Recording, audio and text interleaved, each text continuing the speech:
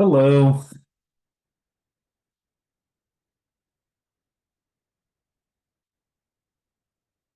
I said, but I was muted. Hi there. Oh, How are you doing? I'm doing good. How about yourself? Funny. I'm doing good. It's been a very full day. Yes. I felt like it's been a full month around for me. Many months for you. Yeah, and just reminding you both that I'll be leaving at you know, probably 5 minutes to 7. I'm teaching at 7 o'clock. So just I usually don't teach on Wednesdays, but I'm doing this for another congregation, so I didn't have a choice. Are you aware that the recording is on already?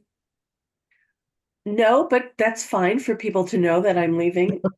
It's the No, record. that's not the point. That's Oh, okay. Yeah. Yeah, it automatically comes on once we enter Zoom now. That's the way how Oh, it's I see. set up. oh. I see. Anyway, good to be here. Yes.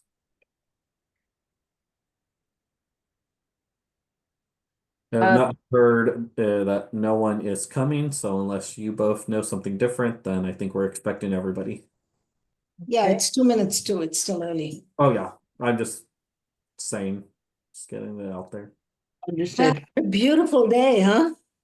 Yeah, Oh, it I is can't do any pretty. work because I've been in the garden, just came back from a walk. Ah,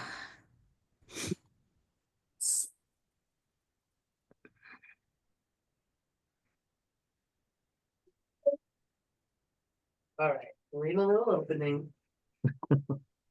Adopted a new dog. Well, she's not new, she's oh, 2.5, but 10 days ago. So oh. getting used to.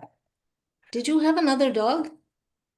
Yeah, Cinnamon passed a year ago, December. So a little, Oh, I didn't realize that. yeah, Sorry. I know how hard that is. yeah, very hard. And I always kind of feel like a year is mandatory minimum before Yeah, bringing new. yeah.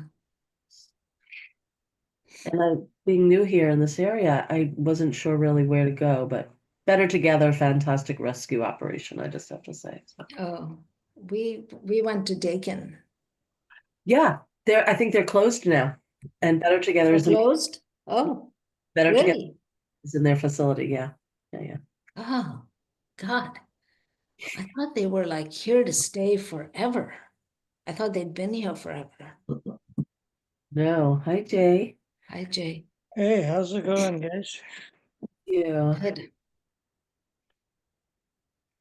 Oh, Rani, I sent you something with the red cards there. I don't know if you can see that on your phone.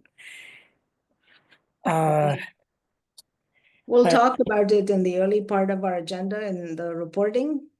Um, and I'll ask you because we can order more, but I'll look in my phone to see what you sent. well, this is just to show the audience what the cards are. Instead of just saying red cards, nobody's going to know that unless they see the actual script. Oh, well, then maybe you can send it to Philip and he can, I don't have an email from you, but maybe you can send it to Philip because he has the capacity to share the screen. Okay, so I sent, okay, let me try and figure out something here.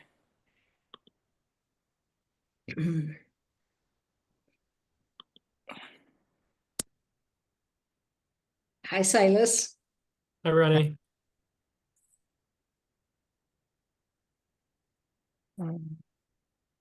It is 6. I hear the church bells ringing. I had to really get used to that when we first moved to Amherst. I would like go into shock. Suddenly the bells would start ringing. And now it's so calming and smoothing. It's so smooth and calming, actually. And if I'm out in the garden, I say, oh, it's 6 o'clock, time to go inside.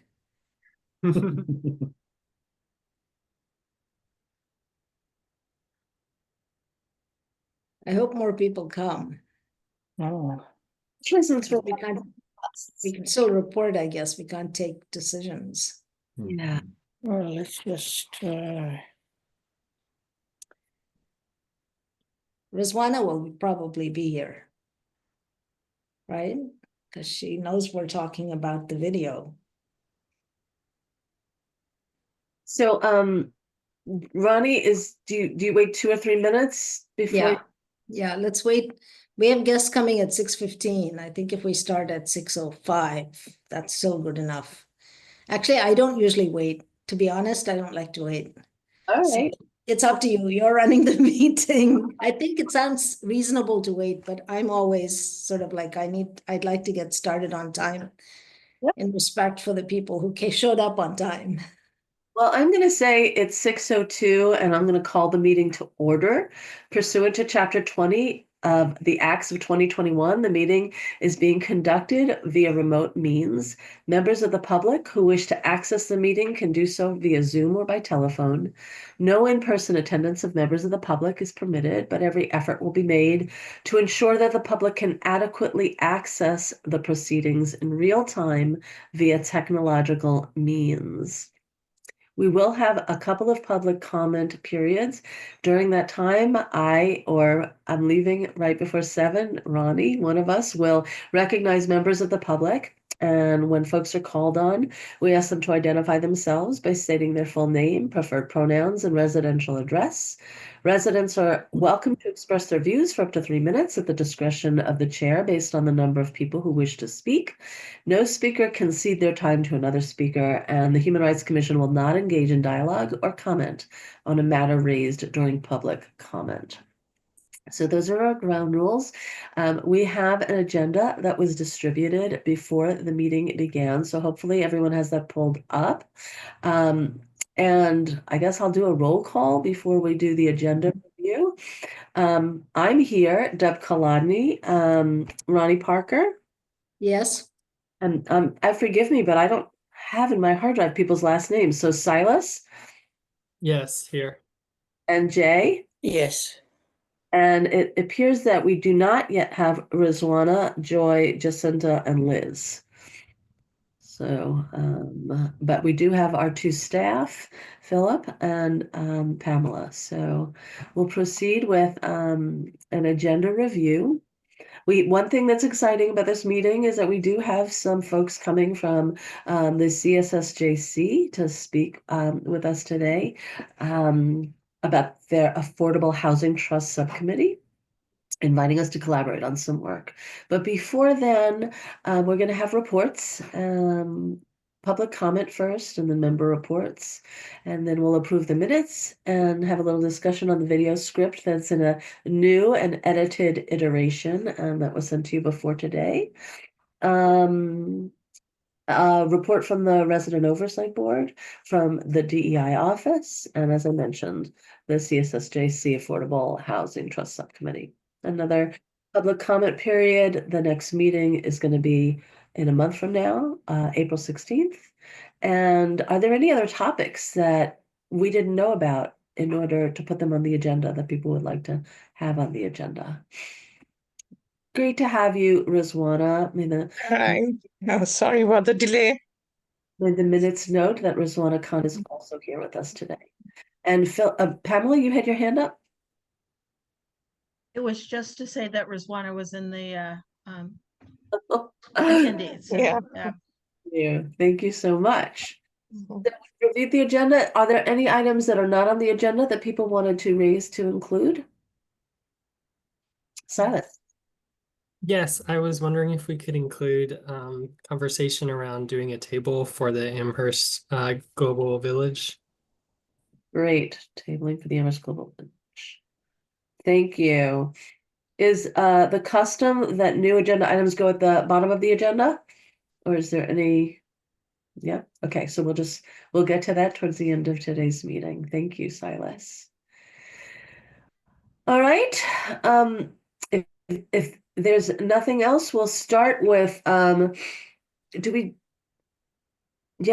comments. Is there anyone in the public who's waiting the opportunity to speak? No. All right. So member reports before we approve minutes, is that true? Yep.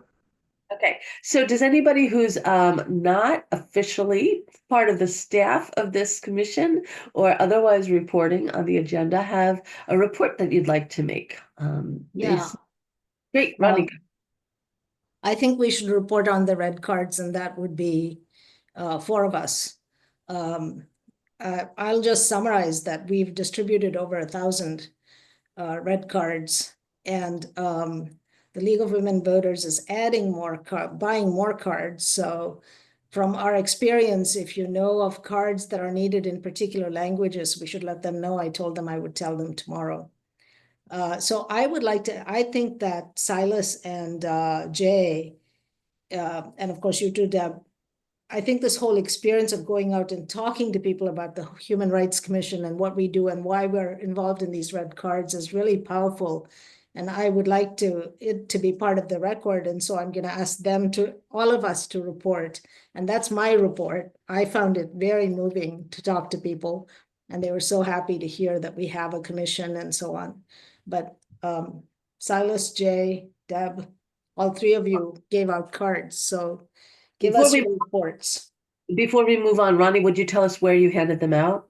Not every enterprise, but like what part of the city, what part of the town? Well, I talked with St. Bridget's Church and coordinated the distribution from the league, between the league and the mobile market and us. So I did the least. That's why I want to be sure they get the chance to speak, especially Jay and Silas went around everywhere. Tell us what it was like. Yeah. Who would like to go first, Jay or Silas? Okay, Silas, you go ahead. Yeah, happy to. So I spoke with most of the restaurants downtown, as well as the hospital over in the corner by, I forget the specific road, but I had a wonderful time speaking with folks, business owners and others about the red cards, and also speaking about the Human Rights Commission. And so often I spoke with the first person in the front as well as the manager, and shared the resources that we have as a Human Rights Commission in addition to the red cards. And it was overwhelmingly positive. I mean, I think that was like my big takeaway is that our neighbors, or the folks in our area are really want to look out for each other in our community. In fact, a few of the restaurants already had red cards. I mean, they were on top of it, and so it was reassuring and reaffirming that the work we're doing is worthwhile. And I spoke with quite a few folks who were just excited that we're doing this work, and we're interested in the Human Rights Commission. And so I think the next piece of like more outreach and the video and other things and the table would be phenomenal. But I'll pass it on to Jay. Well, my report is actually quite short. I've been trying to reach out to the 5 college system, as you folks may know. It's a very complex, system. We have 3 towns that form a triangle for the 5 colleges. So we have Amherst, which is central to this. And then we have, Northampton, and we have South Hadley that houses, Mount Holyoke College. And of course, my concern was always that we're going to have faculty, staff, and students traveling in that triangle into the town. And when they're within our own jurisdiction, at least there should be ways that we could try to protect them in the space. And my sense was that, not everybody was clued in to the efforts of what UMass was doing, what Hampshire College was doing, and what Amherst College was doing. So instead of trying to, deal with that in a huge space by myself, I went to 5 College Inc. on Spring Street in town. And I spoke with the director there by the name of Kevin Kennedy. Now, he's the director of, I think, strategic engagement for the 5 colleges. And I handed over, the red cards to him because from my own experience as a professor is that we tend to meet a lot in that one space on Spring Street. And because there are various kinds of, subgroups, like Asian American studies, African American studies, Latina studies, various kinds of things happen in that one space, and teachers meet there to discuss what is happening in all 5 schools. I thought that is a very key and crucial space in the town. So I've yet to sit down at length to figure out a more fuller strategy on how to, cohesively bring together the 5 colleges. That's a big undertaking. And there are experts housed in these various schools who are already doing work.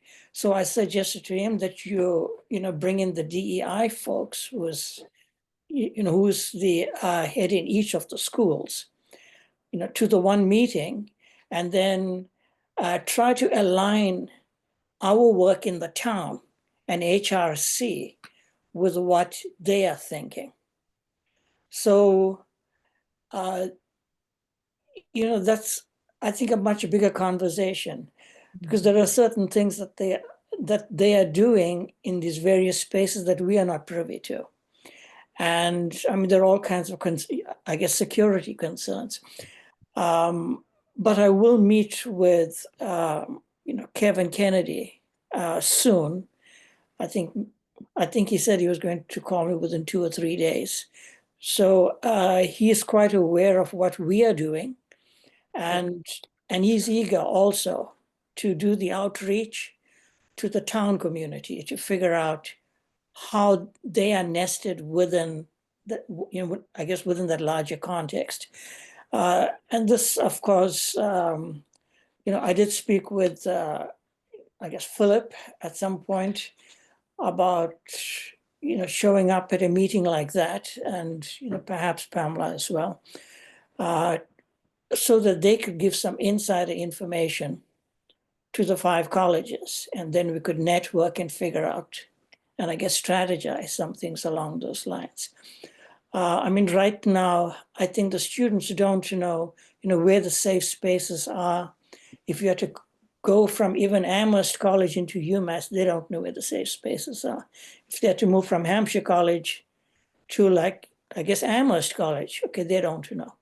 So that, sense of, information sharing would be key, I think, to the safety of the faculty, the staff, and the students. Of course, many of them also, residents in the town, they live here.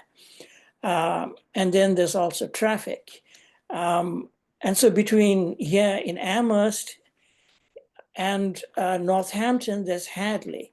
So, should the town council also communicate with Hadley, and then communicate with Northampton, and then on Route 116 between Amherst and South Hadley, we have Granby.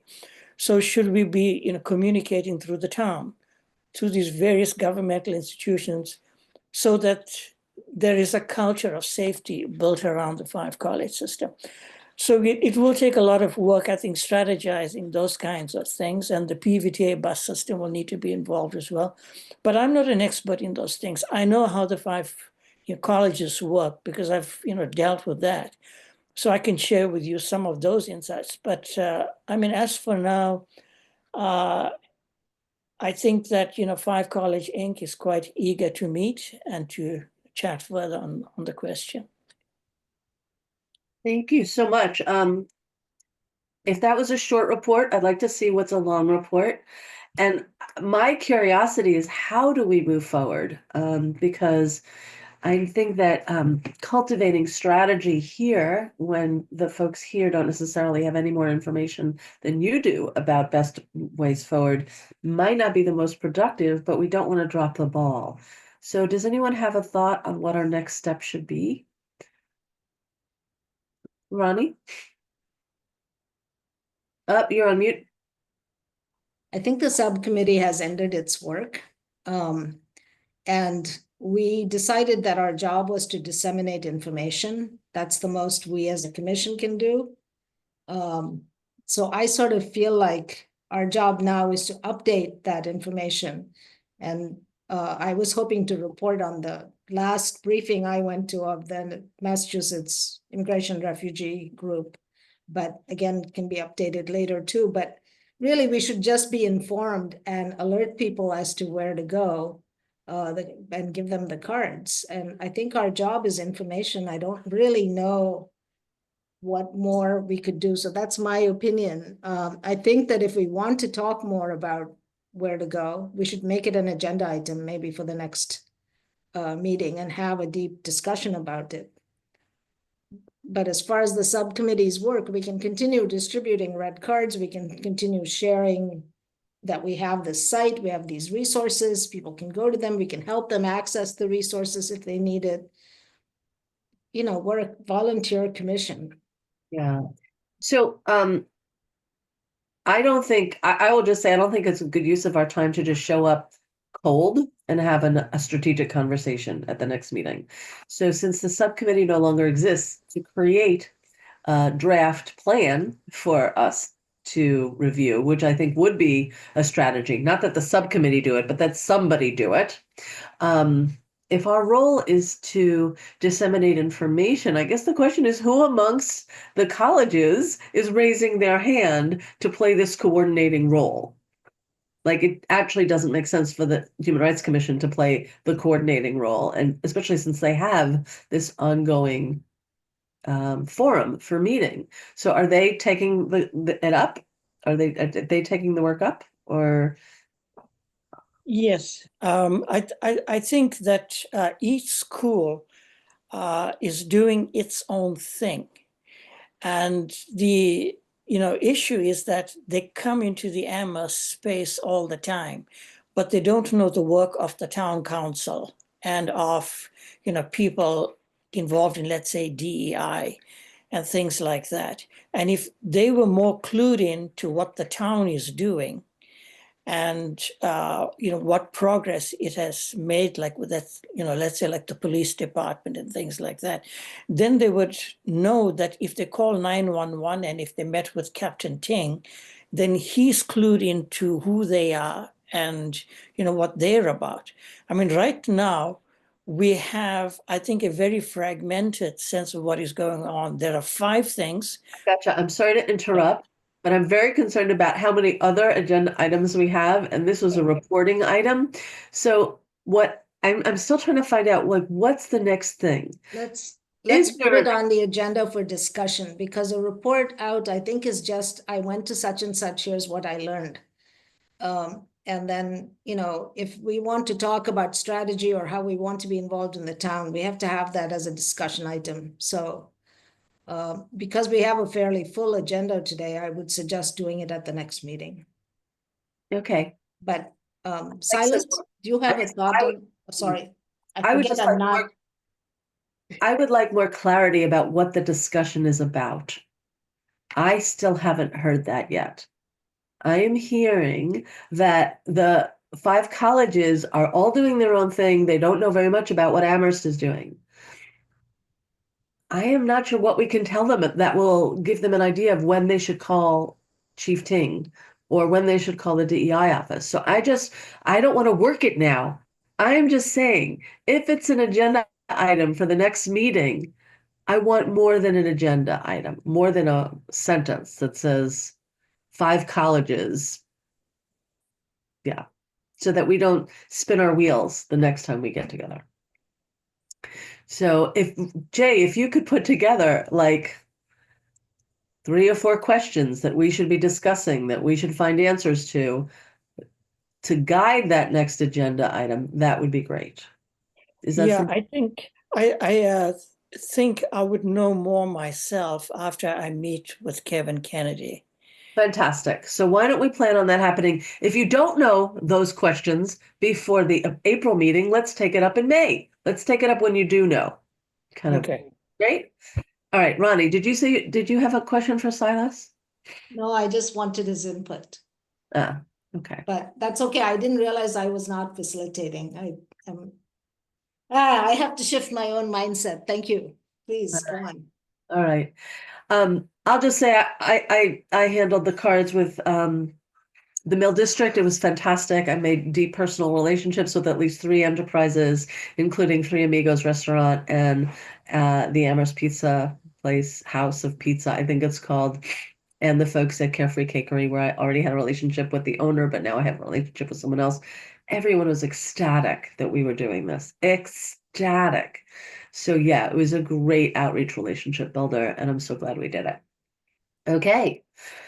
Sorry, I need to mention one more thing, which is that we do need to acknowledge the League of Women Voters because they paid for the cards, and the Center for New Americans, who were in a weird way related, because when St. Bridget said they needed 400 more cards, the Center for New Americans had them, and so we were able to make them available immediately. So it was a nice collaboration of support and people wanting the cards. Anyway, we should thank the league, and they're willing to do more if we want to distribute more cards. What does thanking them take? I Somebody thanked them at the meeting because it was yesterday, but I told them that I would let you all know that they were a big part of this because they came through with the money and they ordered the cards. Yeah, I'm just Or asking, rather, they went and got them printed. It's What's just an the action? acknowledgement. what's And the I think a nice partnership. what's the action? You were at the meeting. You It's a let them report. There's no contact action. them now. What should we do? You don't have to do anything. You just need to know that they helped us out, Ah, and we appreciate that relationship. great. Fantastic. Thanks. Anything else on the red cards, or can we move to the approval of minutes, which is the next agenda item? All right, agenda, the approval of the minutes. You got them in, it's the first 2 pages in your packet.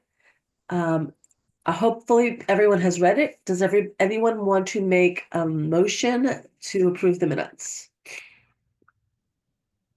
Motion to approve the minutes. Thank you, Silas. Silas makes the motion, and would anyone like to second? Second. All right, Ronnie seconds.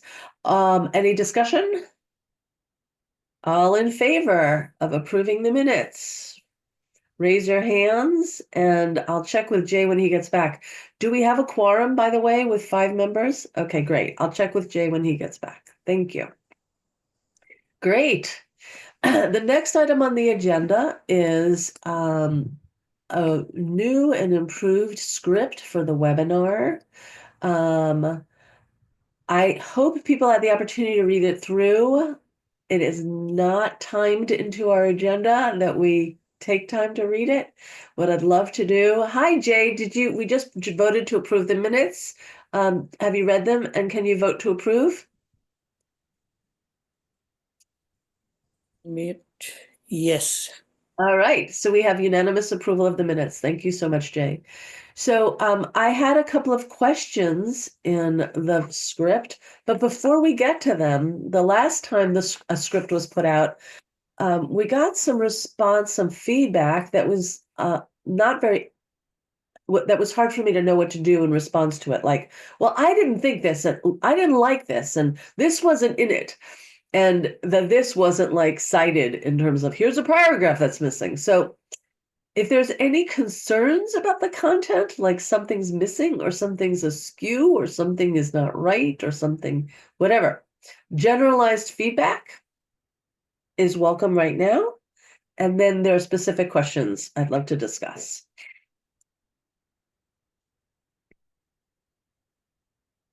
Okay. So the specific questions start, yes, Ronnie. I thought the CSSJC representative was going to be here to talk about what they're doing, because they're also, was that supposed to be 6:15? So I'm wondering if they're coming, because it would be good to hear their thoughts as well. They said 6:30. I Oh, believe okay. right now we have one member of the Okay. public whose name is Lauren Mills, and I don't think that name is the person. No, it's Allegra who's coming. Yeah, so I'm pretty sure they said 6:30, and we interrupt this conversation when they arrive. That's fine. So the first question I had, if you scroll down to scene 4, Pamela. So I'm sorry, I didn't raise my hand earlier because I thought other people would have a general comment. I do have a general comment and I Go have for it. some comments on the, and so my first general comment is that, um, I think that the commission should rethink having a specific discussions. So scene 5 talks about immigration protection, and it talks about an incident that happened in December of 2024. This is likely going to live on your website for a long time. And I think a more generic information is, rather than having specifics about an incident, would be advisable, because you're probably not going to have the ability or the resources to update this on a regular basis. We can have a conversation about it, or I could just say, great input. Thank you very much. Let's take that scene out and put something in about the red cards, maybe, because that at least Yeah. will have lights for 4 years. Does that make sense? The red cards also were As an example. documented to have really made a difference in Chicago when ICE tried to move in. So I think if you can have, if not directly in the video, but actual data like that, backing up what we say, I think that will make our video stronger. The data would be in the written packaging, or maybe at the end sources or something like that to show that this is real stuff. Uh-huh. I had Well, a we have Right. data just in like this number of cards were distributed to this number of enterprises, and we built relationships, et cetera, et cetera. Yeah. That's some of the data. Yeah, Rizwan, I don't mind. That's not what I was talking about. I was talking about, yeah, never mind. That's fine. Okay. Yeah. I think I might be that I connect with Rani also.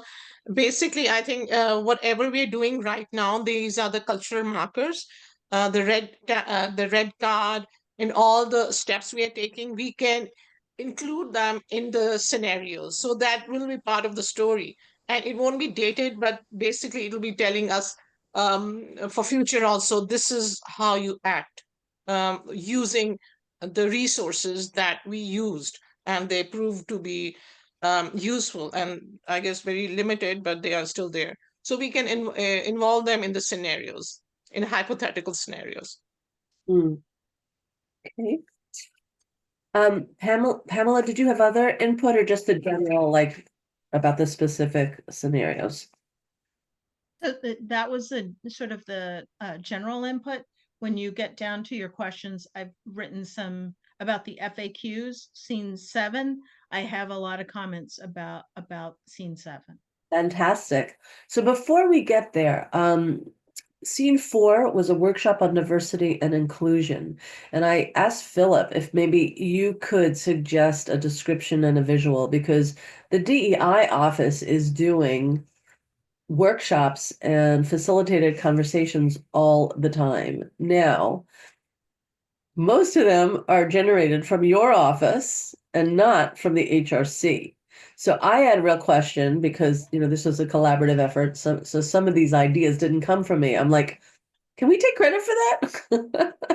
Like, it's something the DEI office is doing, not that we asked for or commissioned, right?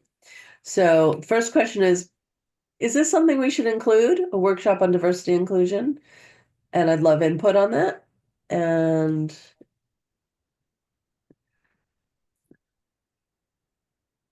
So- Sorry, Mhm. workshop. Oh, go ahead, Riz. All right. I basically I also want some kind of ownership with our own events if we are sitting over here on the panel. So I would like to create some new events that reflect us, or just something that reflects us, and not with the DI. Yeah, yeah. I'm Well- thinking on the same track as Deborah is. Ronnie? To me, this is our message to the community about who we are, what we do, how we're involved in making human rights. Sorry, I have to repeat this in my own head to keep my head straight. So in terms of DEI, one thing that's important to point out is that they're the implementing agency. They're the ones who investigate complaints.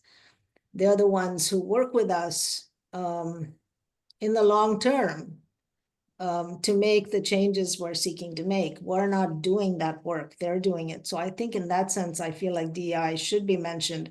And maybe in the conversation that's had here, the model of somebody going in person, they're not talking to the commission, they're talking to DEI. So in the video, the people are wearing tags that say DEI or have it on their foreheads or whatever. So it's clear that who they're complaining to is the DEI office. That without the DEI office, our process wouldn't happen. So Ronnie, I in just that want to jump sense- in because scene 3 is about the complaint process. Yes, that's what I'm talking about. And I have no question about that. I'm talking about scene 4.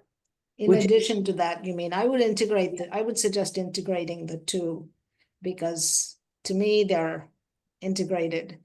But in terms of the complaint examples, I really want to hear what the CSSJC folks have. And I was also thinking, I'd like the examples to be more grounded in reality, but not so dramatic as like in scene 5, you know, that Human Rights Commission comes in and saves the day. I don't know, it felt a little weird. But to me, there's a lot of evidence what's going on now. If we want to tackle the immigration issue, like the woman who escaped to Canada, if you read it, there's even footage of that. But you can hear the voice of the ICE officers saying, you have to come out, and they don't open the door. They follow what's on the red card. It's a nice tie to the red card. They don't open the door. The person says, I have warrant, and they say, oh, you need one from a judge. Person goes back. By the time he comes back, she's gone. She got on a plane and left. But she got out because they didn't open the door that first time. They followed the card. I don't know. I mean, it seems to me that's the kind of immigrant example I would see. And then what I really like is the ideas that the CSSJC folks had. So I sort of want them to talk about, like housing rights, things that are more everyday applicable to everyone, that we're not, anyway, I'll stop there. So in this I'd moment, like to see.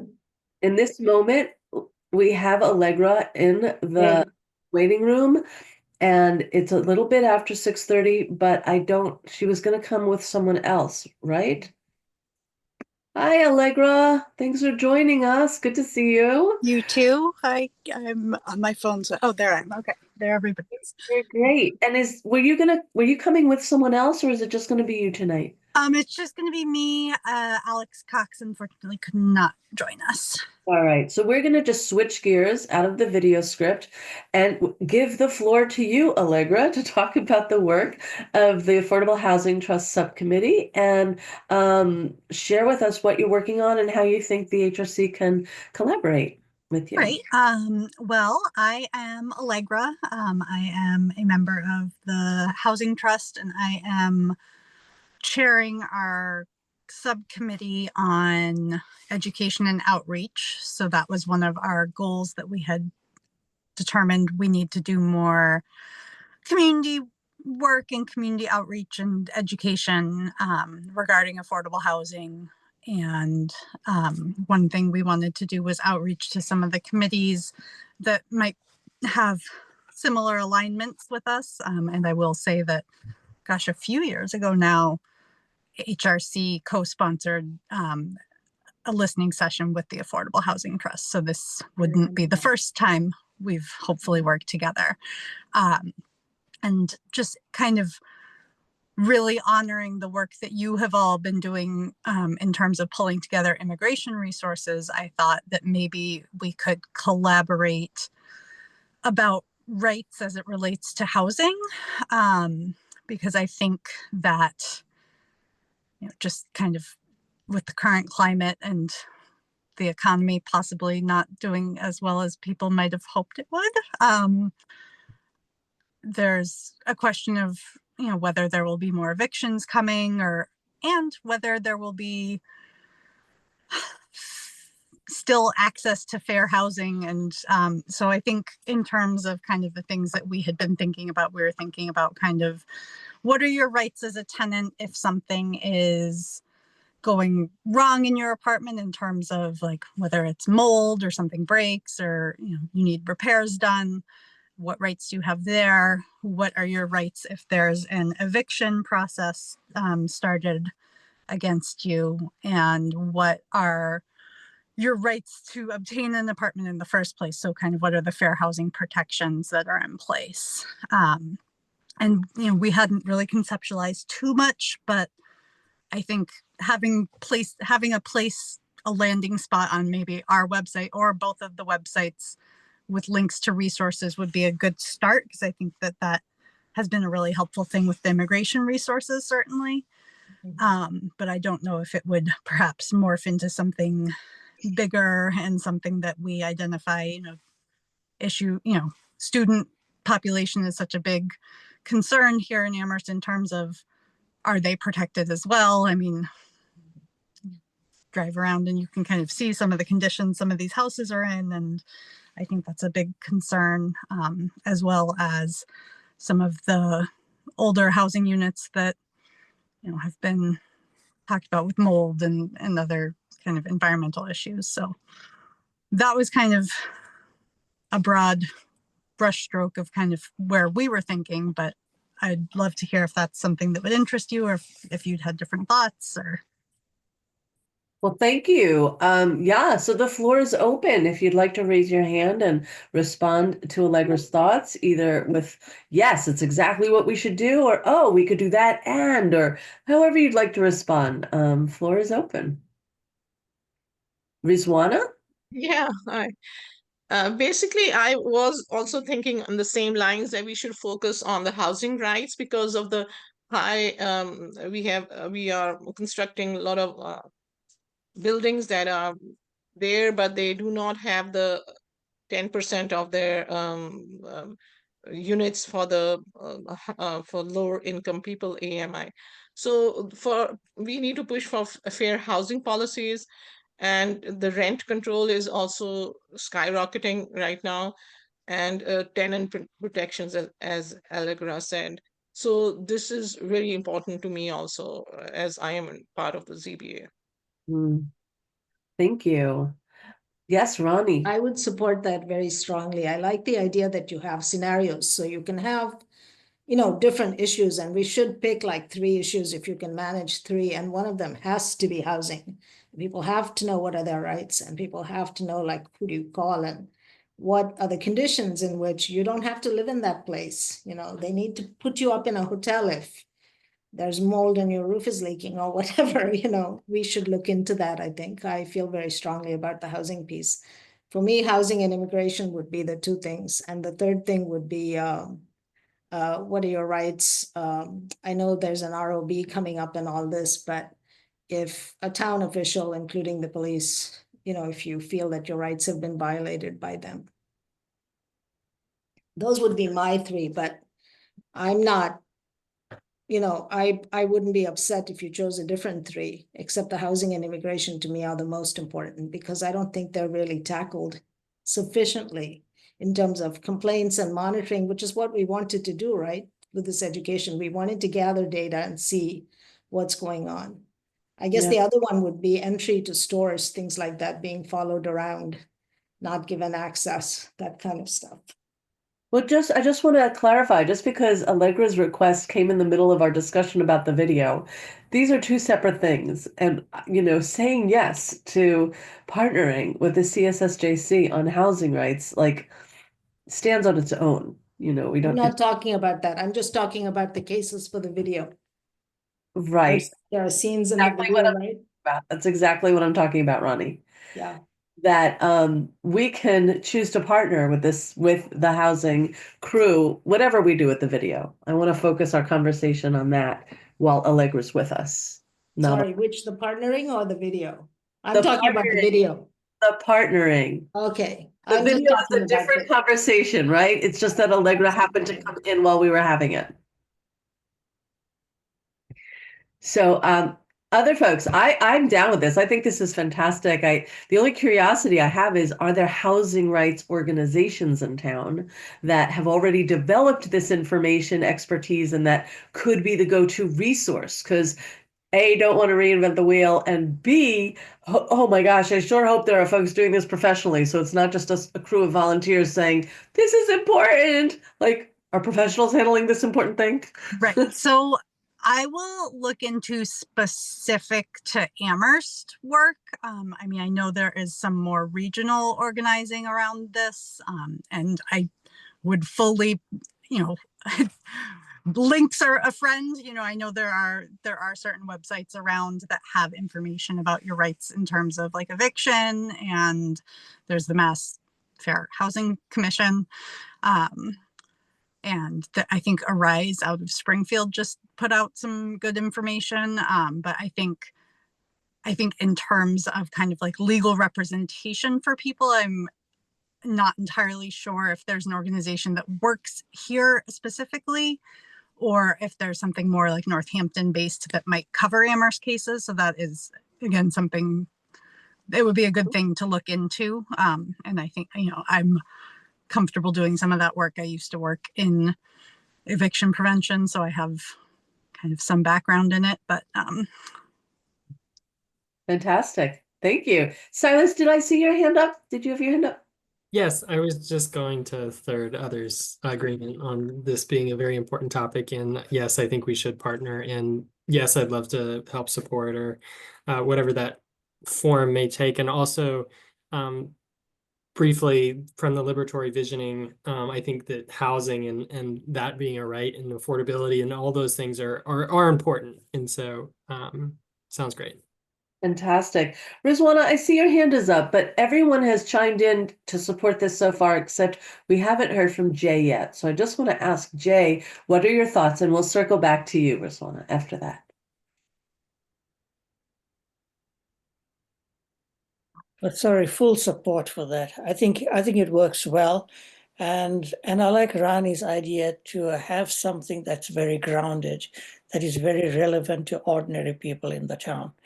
I think that affects not just, you know, immigrants or, you know, those from poor backgrounds. I think that the assault against the Department of, I think, Education and its potential closing will hurt the students a lot, and that could hamper how they get housing, and if they could even afford that, if they take away things such as FAFSA and student loans and that kind of stuff. So it's a, you know, painful cycle that could happen, and that will affect, you know, Amherst, I think, in crucial ways, because there are 3 schools there. Yeah, fantastic. So I'm not even going to call for a vote because everyone has spoken, every member has spoken in support of doing this. So am I allowed to just take that as a vote, or do we have to have a motion and a vote? We have to have a motion and a vote. Yeah. All right. Would somebody like to move that we collaborate on this project with the Affordable Housing Trust Subcommittee on Education and Outreach? Am I allowed to make a motion? No. Jay. I so moved. Oh, Jay. All right. So we've got Jay making the motion, Ronnie seconding. All in favor, raise your hand for an aye. All right. We've got unanimity in favor. And Rizwana, your hand was up before. Is there something you wanted to... Yes, I'm looping back to the video, and what I've gathered is after this solid discussion that using evictions, red cards, and legal representation as concrete scenarios, and so basically, if we have 3 scenarios highlighted, that evictions will, you know, affect marginalized communities, and red cards will teach people how to know your rights, and legal representation will stress the importance of access to legal aid. So I will try to create some scenarios. If you want to contribute more, you are most welcome.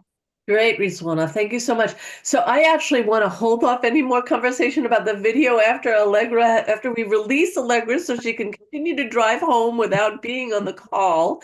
And because we've got a resounding approval, obviously.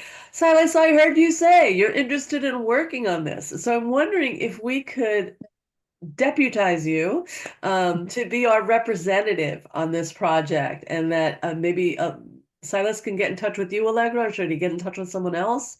That would be great. I will pass any information along with Alex too. I think we're, you know, it's just the 2 of us on the subcommittee, so we're working together. Yeah, I think that would be great if we could have the point person. Thank you so much for joining us, for sharing what you're working on. It sounds like you've really touched, a positive, wonderful chord. We're very excited to work with you. Silas is one of our newest members, and he is fantastic. So I'm really excited to see how this unfolds. Thank you for Great. taking the time. Thank you so much for having me. All right. Thanks, Allegra. Bye. All right, so back to the video. It sounds like we were doing double duty on the last conversation. We have much more clarity on the focus of the video. Rizwana, you're going to take it back and do some scenario creation, which is Yes. great. And Pamela, it sounded like you had a lot of thoughts on the Q&As. And I will just say, as far as I'm concerned, you could just send me your input and I will put it in all likelihood, because that's what happened with the complaint process. I mean, you're the one who's in the thick of this. So you actually know the answers to these questions. If folks want, though, we can continue to have the conversation here, and Pamela can report in, and everyone can hear and chime in. I guess I like to be efficient. So, So I've unmuted myself. I'm happy to, and I will keep this brief. I'm happy to send you my comments. I do think that other members of the commission might, I might send it just to the group as a whole, because there are a number of questions in the FAQ that I think should be omitted. And so people might have strong feelings about that. And then while I'm unmuted, I'll just say, when I read through the scenes before, I didn't have a strong reaction to scene 4. I do think that scene 4 should focus on activities of the HRC. So that would be like the Global Village, the Universal Declaration of Human Rights, and the Youth Hero Awards. And I'll send you my feedback on that. fantastic. So you'll get us an alternative for scene 4. Rizwana will create some additional scenes based on our conversation today. You will also get us answers to the questions, and we'll share that with everyone. I just know I much prefer to read things before I talk about them. Like my visual comprehension is better than my oral comprehension. So hopefully we'll all be literally on the same page better when we read, after we get to read what Rizwana and Pamela are going to share with us. All right. Thank you. That was incredibly productive and efficient. So yay team. The Resident Oversight Board update, which, as Ronnie knows, I don't like to give that update, but I will if I have to. I think I should probably give the update, and Pamela from DEI's view, because you're the facilitator of that. You can add if you want, just to be, yeah. So anyway, as you may remember, nobody else wanted to do this, and I took on the membership on the Resident Oversight Board. We've been having discussions. It's been long. It's been, I think, somewhat emotional. People in the group are very committed to having a good working relationship with the police and figuring out how to do it. But I can tell you, we haven't figured it out. There are some, what I would consider some important issues, which is right at the core, in my mind, a recognition of what is the problem from the side of the communities and the side of the police, and where is the overlap. But I actually think, speaking from my own mind, having gone through all this, I'm starting to come to clarity. And I'm hoping that so is the rest of the group, because we've had a lot of back and forth. And you may have seen in the news too, some people have left, some people have come in. I'm not sure we're all going to be of one voice at the end, but I think we're going to finish our work. And we have elected officials for a reason. So they will bring in what they know of the broader community that we cannot know. We're sort of here, we hear things. So I have confidence that it will come to closure. I think there will be a Resident Oversight Board from what I'm seeing. I think we've asked for it, the community wants it. In terms of its scope and powers and whatnot, we'll agree on a lot more than I think I thought we would agree, but we'll also have points, I think, where we'll just have to give it to the town council, because in some cases we are not seeing on the same page. I think that's the lowdown, but there's been a lot of, I guess, mutual respect that's built up. And I believe that the relationship building is the most valuable thing in the world of everything else. So I feel like that's important. Yeah, so I'm not pessimistic about it. I think we will come to something. I have to say that I'm really honored to represent the Human Rights Commission. And I think it's to our credit that we've been called in to participate. We've been one of the committees called in to take part in such an important process. I would like to know if anyone has specific questions about what that discussion is, what is going on there, so I can inform you. To be clear, this is just the group whose mandate is to develop bylaws for a resident oversight board that will operate later. This group is just like setting up the framework within which that ROB would operate. We are not the ROB ourselves.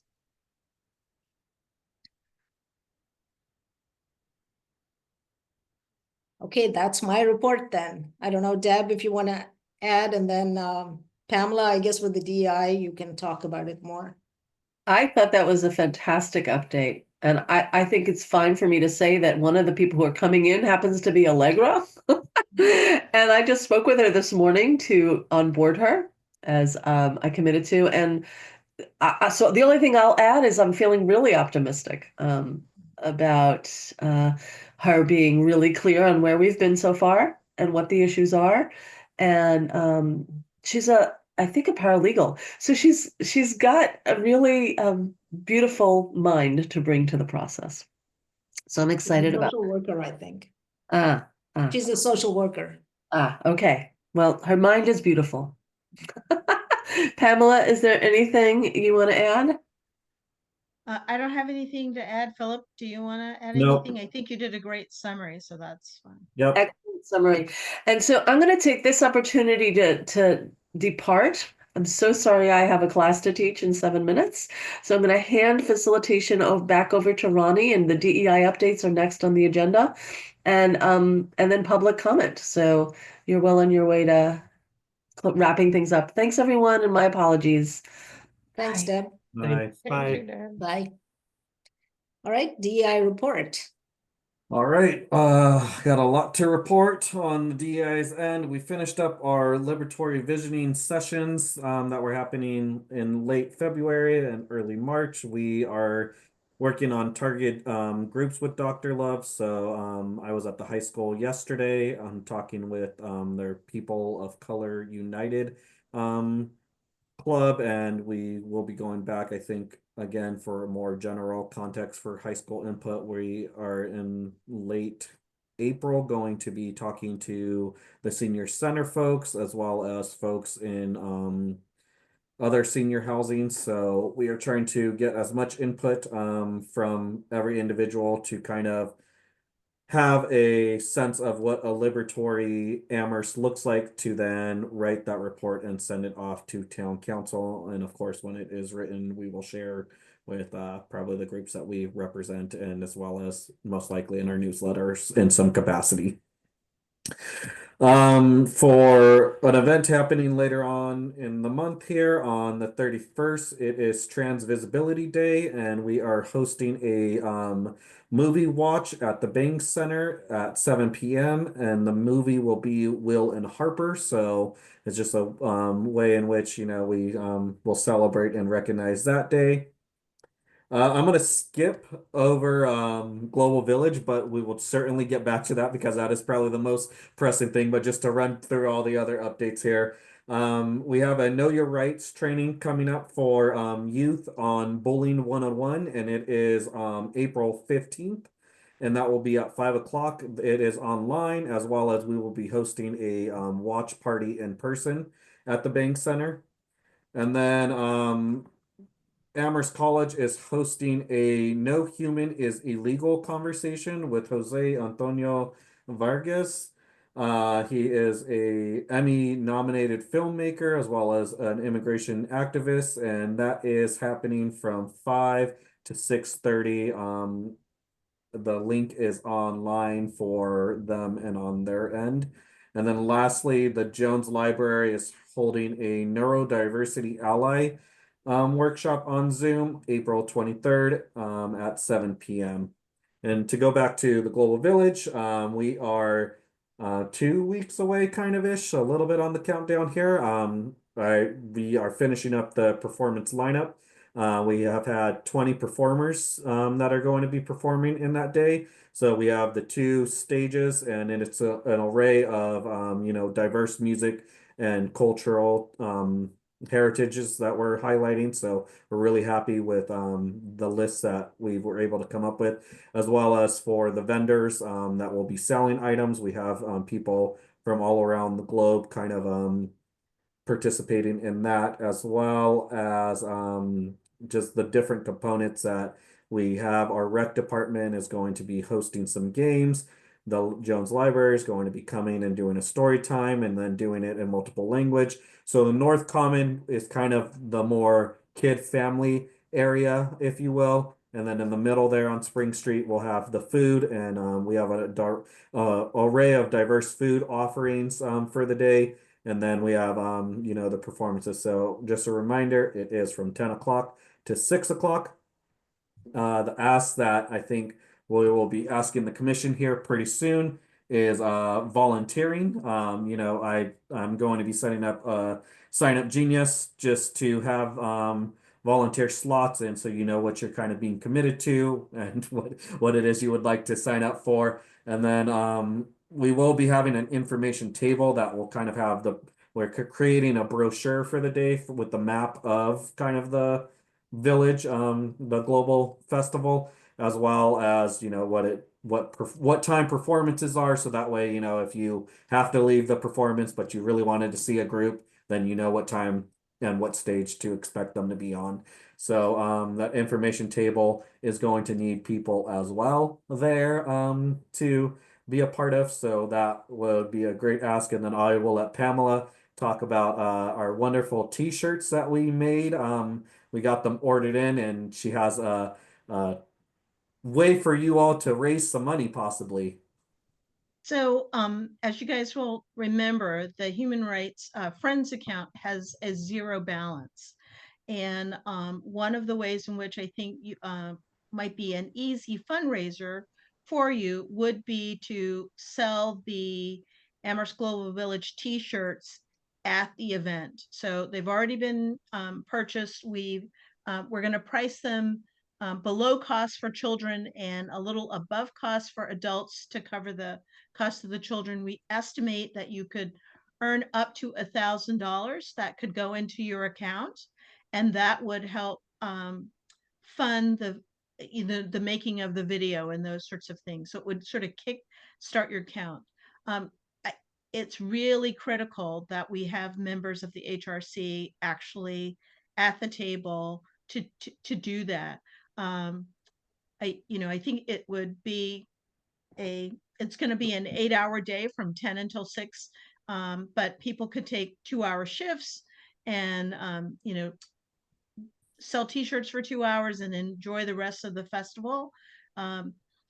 We are going to be seeking other volunteers, so you may not, you might have someone else there to assist you, but we definitely need someone from this committee to be there for the 8 hours. And I feel like that's a fair trade-off, because when we had talked about fundraising before, no one in the commission was interested in fundraising, but without any allocation for from the town, you're going to need some money in your friends accounts to do some of the things that you want to do. And this is a way that I think will be helpful for both the commission and the department. And as town employees, it's much more complicated.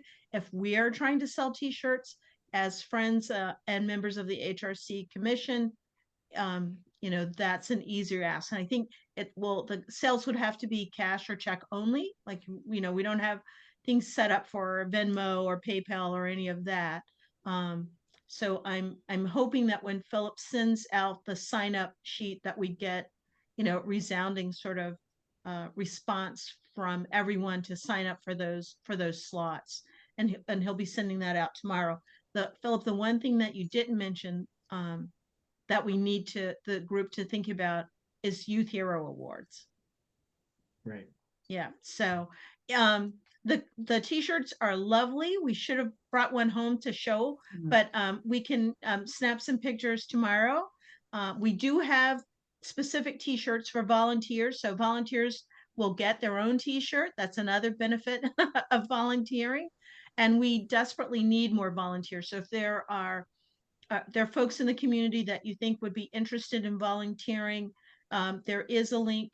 I'm not sure, is it live yet for the No. sign up? Okay. Yeah, so there will be a link live for folks to sign up to volunteer, and we could certainly, need more.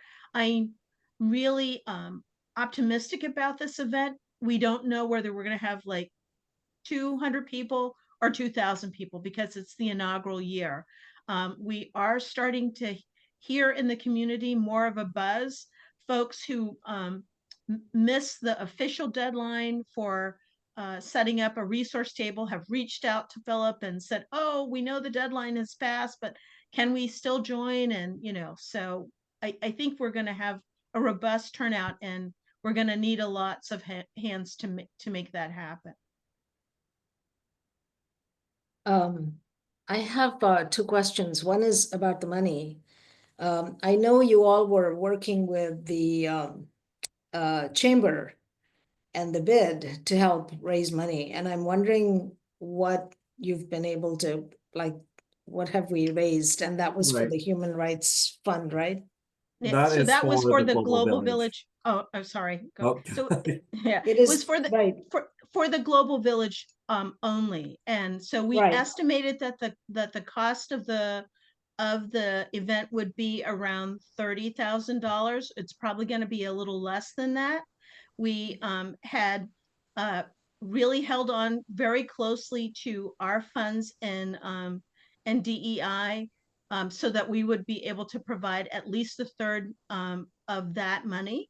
And we're approaching about 15,000 raised from the community. And then so probably the rest of the funds needed will come from the DEI budget.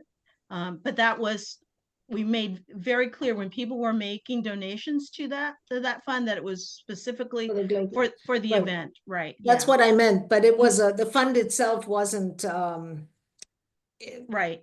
it was, yeah, you know what Yeah. I'm saying. Yeah. So yeah, that was yeah. one question. And the other question, I'm sort of disappointed. I wish that they could have raised more money for Global Village, but that's another thing, I guess. And thank you, DEI, for filling the gap. The other question I had was that when we decided to do this, we canceled all those other things that we were doing, right? So there were like 13 or 14 other events. Have those communities chosen to engage in the Global Village? Are they all there? Yep. Nobody fell out. Everyone got to come into Nobody it. felt. We reached out to everybody. So, Okay. for Juneteenth, for Lunar New Year, Latinx Heritage Month, Diwali Festival, we reached okay. out to every of those. Yeah. festivals So that by we want. condensing it, we didn't leave out anybody is what I want to be sure. Right. I Right. don't think so. And I think we even grew it. I reached out to the people that do the powwow every year. So we have some Native American representation, as well as we'll have some Irish step dance people coming in. So I think if anything, we've grown this event. That's great. Thank you all. I know I cannot even imagine the amount of work, but thank you for doing it and even putting your money forward. And I certainly will be volunteering. And I think this is one time we only do one event. So every single commission member should be there for whatever time you can be there. So I would encourage everyone to sign up as well. Great. Thank you. And I do just want Thank you, Silas. I just want to circle back just to the I missed two things actually. So one of them is our youth programming that we're doing every Saturday for the Global Village Festival. We have youth that have come in, and I believe the number is 6 or 7. I am forgetting right now. We have a group that is teaming up with each other, but we have some vendors there. So please let people know that the kids are going to be there.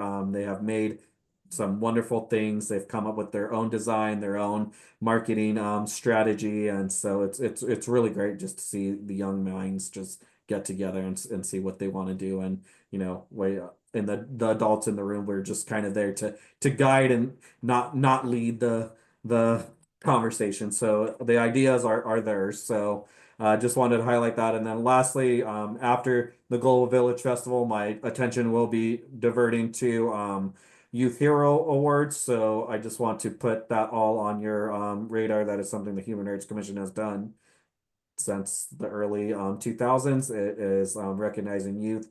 And so we just want to make sure that basically once we're done with the Global Village Festival, that we are pretty much immediately starting with the Youth Hero Awards planning. And for the past few years, we've teamed up with Race Amity, the group Race Amity, and so the day that falls on is June 8th, but I talked to their person and they said that Saturday, June 7th, works best for them. So I think if we already have that date, I will reserve the pavilion and then we can move on planning after the 5th. So I know that Liz Haygood had a lot to do with the Youth Heroes Award. She wrote the awards. She knew all the kids. Is she still able to help us out? And what Yep. should the rest of us do? Yep, Liz said that she'd be able to help out. I think Right. just probably assigning just another point person to help out with the planning, and that would probably be enough on that end. Pamela? So I'll prepare this for the next meeting, but one of the things that we talked about was creating some guidelines for the Youth Hero Awards, because we've had certain groups receive them year after year after year. And so thinking about a way of like not necessarily creating exclusion, but basically having a more of a process for them. So I know we talked about that last year. I can review my notes and put together some thoughts on that. One of the things that we sort of threw out was the idea of not having the same person receive an award, like, within a 2 or 3 year period, so that it really has some significance. The other thing that I would encourage you all to think about, and Liz isn't here, so I'm a little bit hesitant to say this, but the gift that's given to students is a paperweight globe. And, I think it's sort of a nice thing to put on a shelf, but we might think about choosing an item that's a gift that has more meaningful for, the youth who are receiving it. I think like receiving a crystal paperweight is something like parents really love, right? And hold on Right. to, right? Oh, Right. my kid. But I don't know if I'm, a 7th grader or a 5th grader, whether that has a lot of meaning. So those are just some ideas, and I will put that together and share it with Philip for your next meeting. Thank you. And, if there's a way to ask them to drop suggestions in a box about what would be a good Youth Hero Award, I'd actually be interested. I can imagine that they do not want a paperweight, but what would they want? What would today's kids want? I don't know. I'm looking forward to that. Anyway, that festival for the new people, Jay and Silas in particular, is amazing. Everybody goes to that. You really see the diversity of Amherst at that festival in ways that you often don't see it at the town common. Everybody goes to that. It's just really great. And we're so fortunate to sort of be associated with it. And I also think for young people, once you go off to college or to your job or whatever, awards don't come easily. So it's really an important opportunity to help them feel empowered to go out into the world in the high school period. And it helps them get into their top colleges and all of that stuff, which we want to do for them and enable them, I think. So I feel really fortunate that we're associated with that award. And that's another date I would keep on the calendar.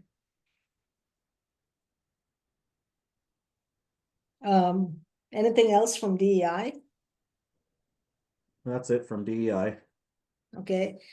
And are there any other topics? I think we've reached the end before going to public comment again. Is there anything else anyone wants to bring up, Silas? Yeah, well, first I just want to briefly mention that if possible, I'll be there and excited to volunteer and support and the table or otherwise. The quick question that I have though is specifically about serving as point person for the other committee chaired by or Allegra. I think that I was following, but it was unclear to me what the next steps were. And I also would appreciate in future decisions to have a conversation before deputizing. I just want to note that. But I am happy to serve as point, but I'm not quite clear on how I would go about contacting Allegra or what the next steps might be for that work. I think that those of us who work on the planning of the agenda ought to be more clear because I too was a little confused. But maybe, Philip, we need to work with you to be clear about what an agenda item exactly means and what is a decision that comes out of that agenda item that we're looking for. So Silas, we'll try to put some time into it next time and be better organized so that we don't have all this confusion. Yeah. And Thanks. Silas, I can connect you to Allegra through email. Perfect. That'd be great. Yeah. Thank you. Well, we also want to be clear, right? Like, what are they talking about? I understand what Silas is asking for because I myself in my own head am not clear about. Anyway, doesn't matter. Doesn't matter. Thank you, Silas, for your goodwill. Happy to help. Anything else? Any other comments, questions? Okay, well then, I believe, was there someone in the public Yep. space? Let me call on any of the public. If you would like to make a comment, please raise your hand now.